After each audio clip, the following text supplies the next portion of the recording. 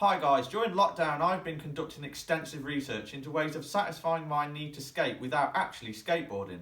Combining years of experience with modern new age techniques and day-to-day household items, here is 10 ways of best dealing with not enough skateboarding. And that brings us straight into number 1 at the list. Bottle flipping has been keeping me going. I know it's not skateboarding, but when you think about it, you flip your board and you flip the bottle. They're very similar.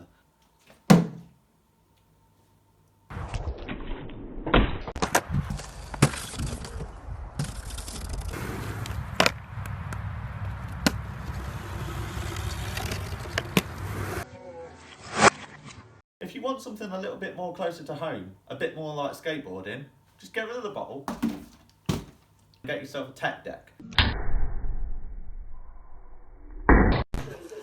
The great thing about tech decks is that using your fingers you can find different ways of flipping the board, and once you've learnt them on a tech deck you can put that into practice actually on a real skateboard. It's a really good way of learning how to do pressure flips. Don't feel confined to the table though. You can go into the garden, you can skate the sink as a bowl, you can skate the stairs as some stairs. Now I understand that not everybody's got a tech deck, and maybe you haven't got access to buy one. So the best next alternative is a little spoon. You can still pull some rad tricks, and you've probably got one. Nothing like shredding with your spoon.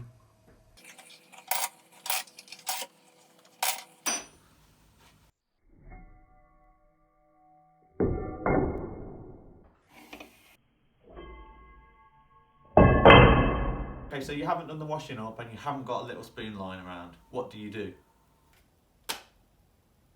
By far one of my favourites is the remote control. It's a really great way of practicing your 360 flips. I don't even watch TV anymore. I just play with the remote control.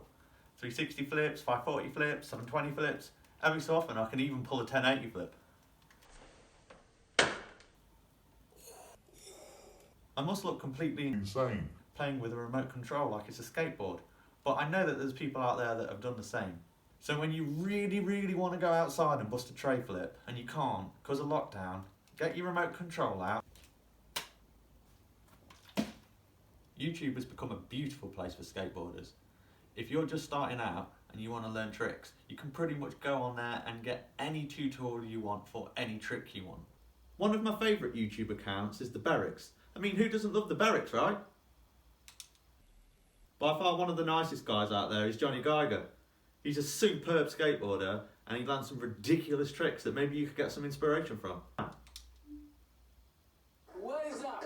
What is up, Johnny Geiger? For all your go-to hardcore crazy skateboarding, go and check out Thrasher magazine. They've got a constant stream of videos being uploaded from all over the world and it's the highest quality of skateboarding. Braille Skateboarding has a great variety of clickbait videos where you go on there and watch it for 5 minutes and end up watching it for 3 hours.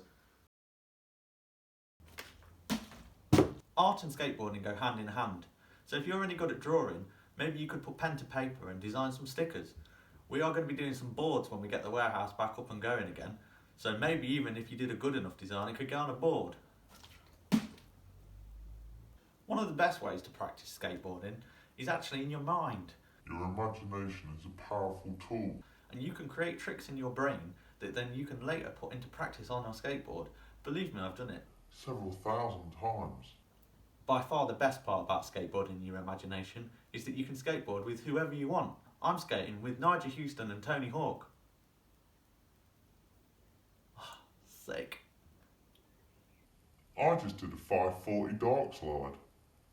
Whoa, a nose manual McTwist. A kickflip. Here's a great way of being able to practice your heel flips and kick flips without even having a skateboard.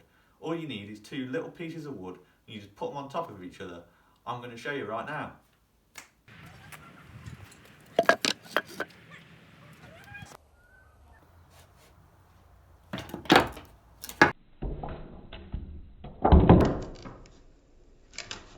Then one thing you can do it with too is a shoe.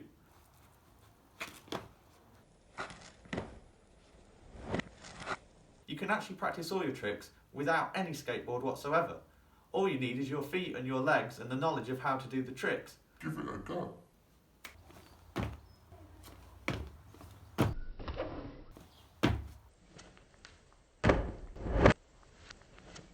The best antidote for not skateboarding has got to be Skate 3. It's the last on the list, but it is probably the most important. What's great about Skate 3 is you can go on there and it's like a simulation, so you can learn all the tricks' names. You can slow-mo it. You can zoom in, you can look at the feet positioning and how their shoulders are positioned. Everything you need to know, you can learn from Skate 3. It's an incredibly powerful tool. Yeah, it's a game and you can have fun. But if you use it in the right way, you can also learn so much. Let's go. Skate 3 is available for Xbox and PlayStation, and it's relatively cheap because the game is about 10 years old. So unfortunately the online capabilities are pretty poor, but hey, here's to Skate 4, right? Don't go and get Tony Hawk's 5. It's an atrocious game and it does not do the series any justice. If you're really clever and you know how to use the controls, you can actually create some quite cool swag.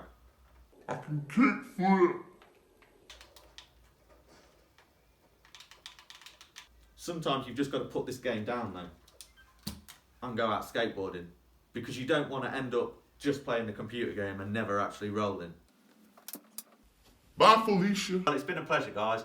Me and Dave are off into the garden to do some bottle flipping. I'll see you all soon. Peace.